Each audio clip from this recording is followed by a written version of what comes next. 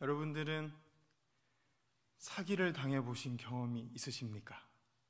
웃으시는 분들이 계시네요. 누구나 한 번쯤 크고 작은 사기를 당해보셨을 줄 압니다. 사기를 당했다는 걸 깨달았을 때 느끼게 되는 배신감과 당황스러움, 아마 다시는 경험하고 싶지 않을 것입니다. 사기를 당한 걸 알고 난 후에는 그 사건을 어떻게 처리하셨나요? 당장 계약을 파기하셨나요? 아니면 경찰에 신고하셨나요? 그것도 아니면 어느 정도 선에서, 적정선에서 협상하고 합의를 보셨나요? 사기를 당하는 건 순간이지만 그 뒤처리를 하기 위해서는 상당한 시간과 돈이 필요했을 것입니다. 오늘 본문에는 이스라엘 백성들을 이끌고 있는 지도자들이 기브온 사람들에게 사기를 당한 이야기가 기록되어 있습니다. 하나님께서 하나도 남기지 말고 가나안 땅에서 진멸하고 몰아내라고 명령하신 가나안 족속 중에서 기브온 사람들이 여호와를 속이고 군사적으로 보호받는 수호 조약을 맺은 내용입니다. 함께 살펴보겠습니다. 1절, 2절 말씀 함께 읽어보겠습니다. 시작. 이 일 후에 요단 서쪽 산지와 평지와 레바논 앞 대해 연안에 있는 헷사람과 아모리 사람과 가나안 사람과 브리스 사람과 히위 사람과 여부스 사람의 모든 왕들이 이 일을 듣고 모여서 일심으로 여호수아와 이스라엘에 맞서서 싸우려 하더라. 아멘. 1절 첫 부분에 이 일 후에라고 되어 있습니다. 이 일은 이스라엘 백성들이 아모리 지역에서 한가닥 하던 시온 왕과 옥 왕을 물리친 일을 가리킵니다. 또 이스라엘 백성들이 여호와라는 신의 이름을 불러서 요단강을 멈추고 마른 땅을 건너간 일, 여호와라는 신의 말씀이 적혀있는 법궤로 여리고성을 7일 동안 돌자 성이 와르르 무너진 일, 그리고 아이성을 격파한 일 등입니다. 1절은 하나님이 베푸신 이런 기적들을 모든 왕이 들었다라고 합니다. 가나안 땅에 있는 모든 사람들이 여호와 하나님이 베푸신 기적에 관한 소식을 들었고 여호와라는 신이 정말 능력 있는 신이라는 것을 알게 됐다라는 뜻입니다. 이에 따라서 가나안 사람들은 여호와라는 신을 믿거나 자기 힘을 믿거나 둘 중에 하나 선택해야만 하는 상황에 놓이게 된 것입니다. 오늘날에 비유하자면 복음을 듣게 된 것이죠. 이 자기 인생길, 자기 갈 길로 살던가 아니면 복음을 받아들이고 예수 그리스도를 영접하던가 그 선택의 기로에 가나안 족속들이 놓여 있는 것입니다. 그런데 1절에 기록된 가나안에서 6 족속들, 원래 7 족속인데 여기 6 족속의 이름만 나와 있죠. 이 6 족속들이 똑같이 복음을 전해 들었지만 그 반응은 달랐습니다. 2절 말씀처럼 대부분의 족속들은 한 마음으로 복음을 거부하고 이스라엘 백성들에 맞서 싸우려고 했습니다. 그들은 자신들의 기득권을 포기하지 못하고 모든 권력과 경험을 총동원해서 이스라엘 백성들과 맞서 싸우려고 준비하기 시작했습니다. 그런데 기브온 주민으로 기록되고 있는 히위 족속은 달랐습니다. 3절에서 6절까지 말씀 한 절씩 교독해 보겠습니다. 기브온 주민들이 여호수아가 여리고와 아이에 행한 일을 듣고 꾀를 내어 사신의 모양을 꾸미되 헤어진 전대와 헤어지고 찢어져서 기운 가죽 포도들 부대를 나귀에 싣고 그 발에는 낡아서 기운 신을 신고 낡은 옷을 입고 다 마르고 곰팡이가 난 떡을 준비하고 그들이 길갈 진영으로 가서 여호수아에게 이르러 그와 이스라엘 사람들에게 이르되 우리는 먼 나라에서 왔나이다. 이제 우리와 조약을 맺읍시다 하니. 아멘. 여기 3절을 보면 기브온 주민들은 여호수아가 여리고와 아이에서 행한 일을 들었다라고 되어 있습니다.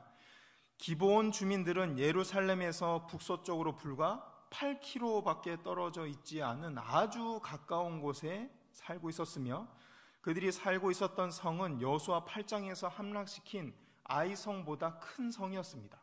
아이성보다 군사력이 더 셌던 사람들이었어요. 4절을 보면 기브온 사람들은 여호수아와 이스라엘 백성들에 대한 소식을 듣고 난 후에 꾀를 내어서 여호수아와 수호 조약을 맺기 위해 찾아갑니다. 수호 조약이란 강자와 약자 사이에 맺는 조약으로서 강자가 약자를 지키고 보호해 주겠다라고 약속하는 조약입니다. 그러니까 기본 주민들은 여호와라는 신이 인도하는 이스라엘 사람들을 강자로 인정하고 자신들을 약자로 인정하고 우리를 지켜주세요라는 조약을 맺기를 원했던 것이죠. 기본 사람들은 여호와라는 신을 알지도 못했고 그분이 주신 말씀의 기준도 알지 못했으며 어떻게 여호와를 예배하는지도 전혀 모르는 사람들이었습니다.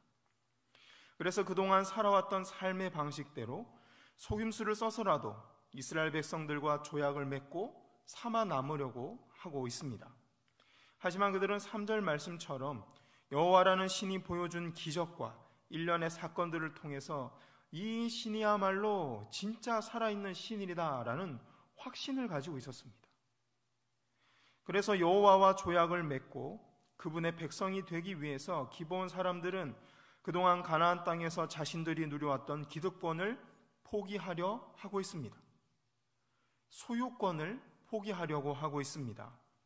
자신들의 경험을 버리고 있습니다. 그리고 물불 가리지 않고 이스라엘을 찾아가서 수호조약을 맺으려 하고 있습니다. 여호와라는 신을 전심으로 믿고 의지하려고 결단하고 있는 모습입니다. 영적으로 무지했기 때문에 기본 사람들의 방법은 선하지 못했습니다. 하지만 여호와를 간절히 찾고 그분께 모든 것을 맡겨드리는 그 마음가짐만큼은 하나님이 자기 백성에게서 보기 원하시는 참 지혜이고 참 겸손의 모습입니다. 그런데 7절을 보면 기본 주민들의 이런 노력에도 불구하고 여호수아와 이스라엘 사람들은 조약 맺기를 거부하고 있습니다. 7절 제가 읽어드립니다. 이스라엘 사람들이 히위 사람에게 이르되 너희가 우리 가운데 거주하는 듯 하니 우리가 어떻게 너희와 조약을 맺을 수 있으랴 하나 라고 되어 있습니다. 7절을 보면 너희가 이곳 가나안 땅에 거주하는 주민들로 보이기 때문에 조약을 맺을 수 없다라고 말하고 있습니다. 하나님께서 이스라엘 백성들이 가나안 땅에 들어가게 되면 그 민족들을 하나도 남기지 말고 진멸하라라고 명령하셨기 때문입니다. 하나님은 이스라엘 백성들 옆에 가나안 사람들을 남겨두면 그들의 우상 숭배 문화에 물들어서 자기 백성까지 하나님 앞에 저주를 받게 될까 걱정하고 염려하셨기 때문입니다. 그 내용이 신명기 20장 16절에서 18절까지 말씀입니다. 함께 읽어보겠습니다. 시작. 오직 내 하나님 여호와께서 내게 기업으로 주시는 이 민족들의 성읍에서는 호흡 있는 자를 하나도 살리지 말지니 곧 헷 족속과 아모리 족속과 가나안 족속과 브리스 족속과 히위 족속과 여부스 족속을 내가 진멸하되 내 하나님 여호와께서 내게 명령하신 대로 하라. 이는 그들이 그 신들에게 행하는 모든 가증한 일을 너희에게 가르쳐 본받게 하여 너희가 너희의 하나님 여호와께 범죄하게 할까 함이니라 라고 되어 있습니다. 하나님의 이 명령에 의하면 이스라엘은 가나안 사람들과 절대로 조약을 맺어서는 안 됩니다. 호흡이 있는 모든 자는 하나도 살리지 말라라고 명령하셨기 때문에 아예 상종도 하지 말고 말도 섞지 말고 다 죽여야 하는 상황이었습니다. 그래서 여호수아와 이스라엘의 리더들은 조약을 거절했습니다. 이어지는 오늘 본문 말씀 8절에서 13절까지 조금 길지만 한 절씩 읽어보겠습니다. 그들이 여호수아에게 이르되 우리는 당신의 종들이니이다 하매 여호수아가 그들에게 묻되 너희는 누구며 어디서 왔느냐 하니 그들이 여호수아에게 대답하되 종들은 당신의 하나님 여호와의 이름으로 말미암아 심히 먼 나라에서 왔사오니 이는 우리가 그의 소문과 그가 애굽에서 행하신 모든 일을 들으며 또 그가 요단 동쪽에 있는 아모리 사람의 두 왕들 곧 헤스본 왕 시온과 아스다롯에 있는 바산 왕 옥에게 행하신 모든 일을 들었음이니이다. 그러므로 우리 장로들과 우리 나라의 모든 주민이 우리에게 말하여 이르되 너희는 여행할 양식을 손에 가지고 가서 그들을 만나서 그들에게 이르기를 우리는 당신들의 종들이니 이제 우리와 조약을 맺읍시다 하라 하였나이다. 우리의 이 떡은 우리가 당신들에게로 오려고 떠나던 날에 우리들의 집에서 아직도 뜨거운 것을 양식으로 가지고 왔으나 보소서 이제 말랐고 곰팡이가 났으며 또 우리가 포도주를 담은 이 가죽 부대도 새 것이었으나 찢어지게 되었으며 우리의 이 옷과 신도 여행이 매우 길었으므로 낡아졌나이다 한지라. 한지라. 아멘. 기본 주민들은 조약 맺는 것을 거절당하자 자신들을 종이라고 낮추면서 듣기 좋은 말을 늘어놓기 시작합니다. 그렇게 여호수아의 분별력을 흐트러 놓은 후에 해진 의복과 곰팡이가 핀 떡 등의 거짓 증거들을 내놓기 시작했습니다. 기본 주민들은 자신들이 가나안 사람들이 아니라 여호와에 대한 소문을 듣고 먼 나라에서 온 사람들이기 때문에 조약을 맺어도 된다고 여호수아 일행을 설득하기 시작한 것이죠. 지금까지 살펴본 내용에 따르면 기본 주민들은 전심으로 여호와를 찾고 믿고 조약을 맺으려고 하고 있습니다. 그들은 말씀을 모르는 세상 사람들이었기 때문에 속임수를 사용해서라도 이스라엘 백성들과 조약을 맺으려고 했습니다. 그들은 자신들이 가지고 있었던 모든 권리와 소유를 포기하면서라도 하나님의 백성이 되려 하고 있습니다. 여호와의 종이 되고 이스라엘의 종이 되어서 무조건 시키는 대로 순종하겠다라는 이 겸손한 자세, 낮은 자세를 보여주고 있습니다. 그런데 14절, 15절 내용을 보면 정작 하나님의 백성, 이스라엘 사람들은 하나님을 찾지 않고 그분에게 묻지 않습니다. 14절, 15절 함께 읽어봅니다. 시작. 무리가 그들의 양식을 취하고는 어떻게 할지를 여호와께 묻지 아니하고 여호수아가 곧 그들과 화친하여 그들을 살리리라는 조약을 맺고 회중 족장들이 그들에게 맹세하였더라. 아멘. 지금은 하나님께 묻지 않고 아이성 전투를 준비했다가 이 패배를 경험한 지 얼마 되지 않은 때였습니다. 그런데도 여호수아와 이스라엘의 지도자들은 정신을 못 차리고 또 하나님께 묻지 않습니다. 기도를 통해서 하나님의 뜻을 구하고 말씀을 통해서 상황을 분별하는 과정을 거치지 않으면 어떤 일이 벌어질까요? 첫째, 내가 내 삶의 주인 행세를 하게 됩니다. 하나님께 묻지 않으면 내가 내 인생의 주인인 것처럼 살게 됩니다. 여호수아가 조약 맺기를 거절하자 기본 사람들이 가장 했던 말이 무엇입니까? 우리는 당신들의 종입니다 라는 말이었습니다. 여호수아와 이스라엘 지도자들은 이 말을 들었을 때 당신들과 조약을 맺을 수 없으니 당신들이 우리의 종이 될 일도 없다고 단호하게 말해야 했습니다. 하지만 여호수아와 지도자들은 그렇게 하지 않았습니다. 왜일까요? 어떤 민족이 찾아와서 종노릇 하겠다고 하면서 여호수아와 그 일행을 높여주니까 기분이 좋았던 거예요. 애굽에서 종노릇 할 때는 몰랐는데 주인으로 섬김을 받으니까 그냥 기분이 괜찮은 거예요. 이제 가나안 땅에 들어가면 전혀 해본 적 없는 농사도 지어야 되고 집과 성도 건축해야 하는데 일손이 많이 필요했습니다. 이런 상황에서 기본 사람들이 스스로 찾아와서 우리가 당신들을 종으로 섬기겠다라고 하니까 도움이 되겠다라고 싶었던 것이죠. 이 이방인들을 종으로 삼고 이스라엘 민족의 일원으로 받아들이는 것은 지혜로운 일이다라고 판단하게 된 것이죠. 여기서 우리는 여호수아와 이스라엘 지도자들이 겸손하게 하나님을 찾는 모습을 찾아볼 수가 없습니다. 하나님을 내 삶의 주인으로 모시고 이스라엘 민족의 주인으로 모셔서 선한 길로 인도하고 다스려 달라는 마음가짐을 찾아볼 수가 없습니다. 자신들이 삶의 주인이 되어서 판단하고 결정하고 있습니다. 한편 이스라엘 백성들은 애굽에서 지긋지긋한 종살이를 430년 동안이나 경험했기 때문에 율법에 따라서 다른 민족을 불쌍히 여기고 자신들을 섬기는 종으로 전락시키지 말아야 했습니다. 이 율법을 제대로 깨닫고 이웃 사람을 사랑하는 마음, 긍휼히 여기는 마음을 가지고 있었다면 기브온 사람들의 속임수에 넘어갈 일도 없었겠죠.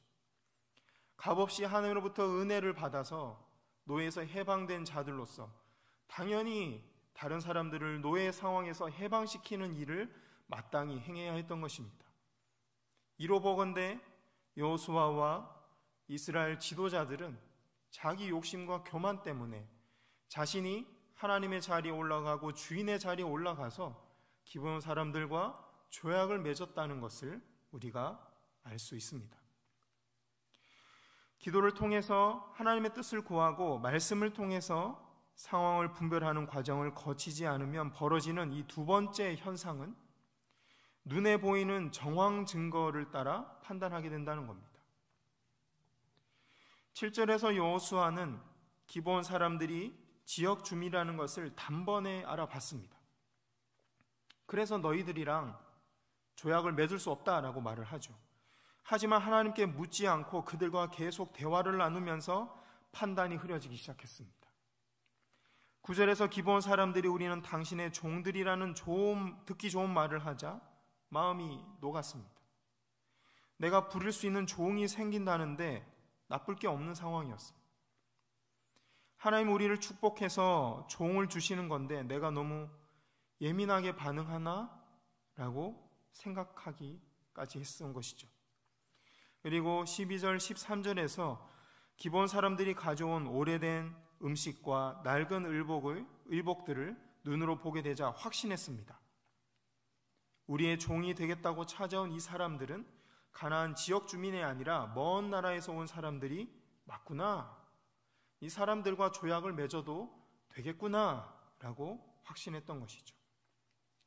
이처럼 앞뒤 상황과 정황 증거들이 너무 확실해 보였기 때문에 여호수아와 지도자들은 하나님께 한 번도 물어보지 않고 성급하게 조약을 맺고 여호와의 이름으로 맹세를 해버렸습니다.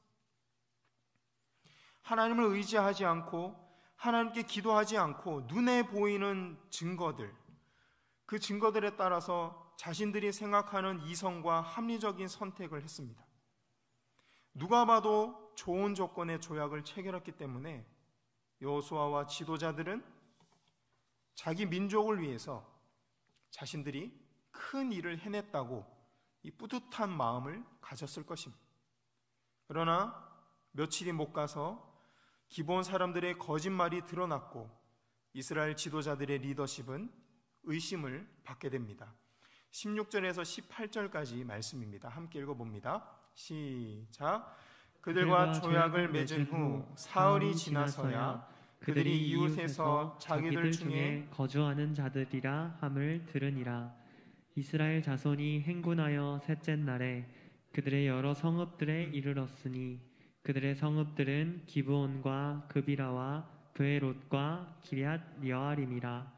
그러나 회중 족장들이 이스라엘의 하나님 여호와로 그들에게 맹세했기 때문에 이스라엘 자손이 그들을 치지 못한지라.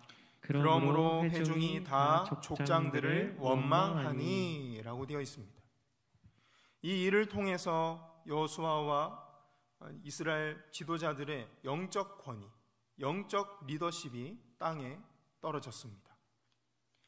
불과 얼마 전에도 이스라엘 지도자들은 하나님의 뜻을 묻지 않고 아이 성에 쳐들어갔다가 이스라엘 백성들이 패하게 만들었습니다. 그런데 오늘도 똑같은 일이 벌어졌으니 이스라엘 백성들로부터 원망을 들을 수밖에 없었던 것이죠. 이제 이스라엘과 기브온 사이에 남아있는 문제는 속임수를 써서 맺은 이 조약이 과연 유효한가? 이 조약을 과연 지켜야 하는가라는 문제가 남아 있었습니다. 고대 근동의 이 관례상으로는 이 조약을 지킬 필요가 없었습니다. 당시 일반 법에 따르면 거짓으로 조약을 체결할 경우 지킬 의무가 없었으며 오히려 배상을 받거나 보복까지 할 수 있었습니다. 그런데 오늘 본문에서 이스라엘 백성들은 기브온 사람들에게 조약을 지킵니다. 왜냐하면 그들이 여호와의 이름으로 맹세했기 때문입니다. 19절에 이렇게 기록되어 있습니다. 모든 족장이 온 회중에게 이르되 우리가 이스라엘의 하나님 여호와로 그들에게 맹세하였은즉 이제 그들을 건드리지 못하리라 라고 되어 있습니다. 이 당시에 신의 이름을 걸고 맹세한다는 것은 내가 만약 이 맹세를 어기면 신이 나를 저주하고 심판할 것이다 라는 의미였습니다. 그런데 맹세를 안 지키는 경우, 또 맹세를 안 지켰는데도 아무런 재앙과 심판이 안 생기는 경우에는 그 신이 가짜 신인가 봐, 그 신은 없는 신인가 봐 라고 받아들이게 됐습니다. 신이 살아있다면 신의 이름으로 맹세를 했으니까 맹세를 안 지킨 사람에게 심판을 내리든지 저주를 하든지 신이 짠 나타나서 잘못된 일을 바로 잡아야 하는 것이죠. 그런데 아무 일도 안 일어난다는 건 그 신이 없다는 뜻으로 사람들이 받아들였던 겁니다. 이런 관념과 관습에 따르면 이스라엘 민족이 기브온과의 맹세를 깨뜨리고 전쟁을 한다라는 것은 여호와라는 신이 무능력하거나 처음부터 존재하지 않았다는 의미가 됩니다. 그래서 앞으로 주변 사람들이 아무도 여호와라는 신을 믿지 않게 되는 상황이었습니다. 여호수아와 이스라엘 백성들은 정말 난처한 상황에 놓이고 말았습니다. 하나님의 명령대로 가나안 족속을 하나도 남기지 않고 진멸하자니 기브온과의 맹세를 어기게 되고 하나님은 무능력한 신이 되고 마는 상황이었습니다. 반대로 기브온과의 맹세를 지키자니 가나안 족속을 진멸하라는 하나님의 명령을 거역할 수밖에 없는 상황에 놓이게 되었습니다. 여호수아와 이스라엘 백성들은 여호와의 이름을 걸고 기브온을 지켜주겠다고 맹세한 조약을 지키기 위해서 여호와께서 가나안 족속을 진멸하라라고 하신 명령을 거역해야 하는 이 웃지 못할 상황 가운데 놓이게 된 것이죠. 어떤 선택을 하더라도 하나님께 죄를 범하게 되고 백성들에게는 원망을 들을 수밖에 없었습니다. 여호수아와 이스라엘 지도자들은 왜 이런 상황에 놓이게 되었습니까? 하나님께 기도하지 않았기 때문입니다. 하나님께 묻지 않았기 때문입니다. 자기 소견에 옳은 대로 선택했기 때문입니다. 내가 믿는 선대로 인생을 결정하고 살았기 때문입니다. 그런데 이방인으로서 기도하는 방법도 모르고 하나님의 말씀도 몰랐던 기브온 주민들은 모든 기득권과 소유와 명예를 버리고 여호와를 찾고 있습니다. 자신들이 할 수 있는 모든 방법을 동원하고 거짓말을 해서라도 여호와라는 신이 돌보는 백성 중에 들어가기를 원하고 있습니다. 그래서 종으로 살아도 좋으니까 여호와 하나님의 백성이 되기를 바란다고 간절히 찾아왔습니다. 그래서 다음과 같은 결과를 얻게 됩니다. 20절과 21절 말씀입니다. 시작. 우리가 그들에게 맹세한 맹약으로 말미암아 진노가 우리에게 임할까 하노니 이렇게 행하여 그들을 살리리라 하고 무리에게 이르되 그들을 살리라 하니 족장들이 그들에게 이른 대로 그들이 온 회중을 위하여 나무를 패며 물을 깃는 자가 되었더라. 아멘. 20절과 21절 말씀은 여호수아와 이스라엘 족장들이 한 말로 보입니다. 그런데 하나님께서 이 말대로 기브온 주민들을 용납하고 언약 백성 안에 들어오는 것을 허락하셨습니다. 결과적으로 보면 이스라엘과 기브온 사이에 맺어진 조약은 여호와의 이름을 걸고 맹세한 것이기 때문에 하나님이 허용하셨고 지키도록 받아주셨습니다. 수단 방법을 안 가리고 여호와의 언약 백성이 되고 살아남기를 바랐던 기브온 사람들이 소원이 이루어진 것이죠. 반대로 여호와 하나님의 백성이라는 자부심과 요단강을 가리고 여리고성을 함락시켰다는 자신감에 도취된 나머지 하나님을 찾지 않고 그분께 묻지 않았던 여호수아와 이스라엘 백성들은 영원히 기브온 사람들에게 발목을 잡히고 말았습니다. 기브온을 진멸하라라는 하나님의 명령을 영원히 지킬 수 없게 된 것입니다. 그 결과 이스라엘 역사가 계속되는 동안 늘 기브온은 우상 숭배의 시작이 되었습니다. 그래서 이스라엘 백성들이 늘 하나님 앞에 저주와 징계를 받도록 만드는 근원적인 악이 되었습니다. 민수기 33장 55절의 말씀, 그 예언이 이루어진 것입니다. 함께 읽어보겠습니다. 시작. 너희가 만일 그 땅의 원주민을 너희 앞에서 몰아내지 아니하면 너희가 남겨둔 자들이 너희의 눈에 가시와 너희의 옆구리에 찌르는 것이 되어 너희가 거주하는 땅에서 너희를 괴롭게 할 것이요. 아멘. 오늘 본문의 이야기를 정리해보면 크게 두 가지입니다. 첫째, 이방인 기브온 사람들이 하나님의 백성이라고 자부하는 이스라엘 백성들보다 하나님을 더 의지하고 찾았다라는 사실입니다. 기브온 사람들은 우상 숭배할 때 목숨을 내놓고 섬겼습니다. 몸을 자해하고 자기 자녀를 불태워서 드리면서까지라도 우상 숭배를 했었습니다. 이제는 마음을 고쳐먹고 목숨을 걸고 전심으로 여호와를 찾아 섬기려 하고 있습니다. 그런데 여호수아와 이스라엘 지도자들은 하나님을 의지하지도 않고 그분께 묻지도 않습니다. 눈에 보이는 승리에 빠져서 자신들이 하나님 대신에 주인의 자리에 올라가서 눈에 보이는 정황 증거들로 판단하고 자신들의 이성과 자신들이 보는 합리성으로 결정하고 있는 것이죠. 두 번째로 주목해야 할 부분은 기브온이 받은 은혜입니다. 그들은 대대로 장작을 패고 물 깃는 노예가 되어도 좋으니 여호와 하나님의 백성이 되기를 원했습니다. 말이 물을 깃는 일이지 물이 귀한 이스라엘 지역의 우물의 깊이는 약 지하로 25m에서 30m입니다. 광야 지역에서 물을 얻으려면 그 옛날에 약 3,500년 전에 맨손으로 20-30m 땅을 파야지 물이 나오는 거예요. 좁으면 올라올 수가 없으니 폭은 약 11m, 계단이 있습니다. 저기 지하 25m, 30m에서 계단을, 항아리에 물을 지고 그 계단을 타고 올라와야 되는 거예요. 그래서 리브가가 대단한 겁니다.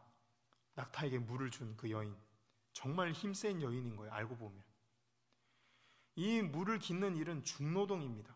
중노동 중에 중노동. 장작 패는 일도 마찬가지죠. 장작 패보셨나요? 군대에서 많이 패봤는데 쉽지 않은 일이에요. 장작을 한 푸대 하고 나면 반나절은 쉬게 해줬습니다. 많이 힘들었기 때문에.